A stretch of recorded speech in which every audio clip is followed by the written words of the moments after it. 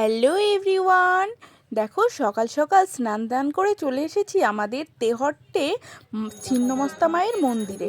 তো আজকে ছিল শনিবার, তাই ভক্তদের ভিড়টাও ছিল চোখে পড়ার মতো।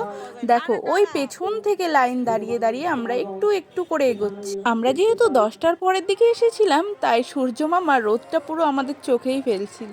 রোদে দাঁড়িয়ে থাকতে সবারই একটু কষ্ট হয়, তো মায়ের জন্য এইটুকু কষ্ট করা যেতেই পারে। এখনো আমরা মন্দিরে উঠিনি, তো চলো একটু পরে যখন মন্দিরে উঠবো, পুজো করব, তখন আবার শেয়ার করব তোমাদের। অবশেষে বহু প্রতীক্ষার পরে মায়ের মন্দিরের দোরগোড়ায় এসে পৌঁছালাম। এখন আমরা সিঁড়ি দিয়ে উঠবো, আর এইখানেও দেখো মানুষ কীরকম চালাকি করছে। আমরা অত দূর থেকে লাইনে দাঁড়িয়ে এসে তারপরে মন্দিরে উঠছি, আর এদিক দিয়ে মানুষ এসেই মানে লাইনের ভেতরে ঢুকে যাচ্ছে। সে যাই হোক, সেটা একদমই মানুষের নিজস্ব ব্যাপার যে সে লাইনে দাঁড়িয়ে দেবে না অন্যের জায়গায় সে পুজোটা দেবে, সেটা মানে আমার কোনো কিছু বলার নেই। তবে আমি ব্যক্তিগতভাবে আপনাদের কিছু বলতে চাই, তো কেউ মনে কিছু করবেন না।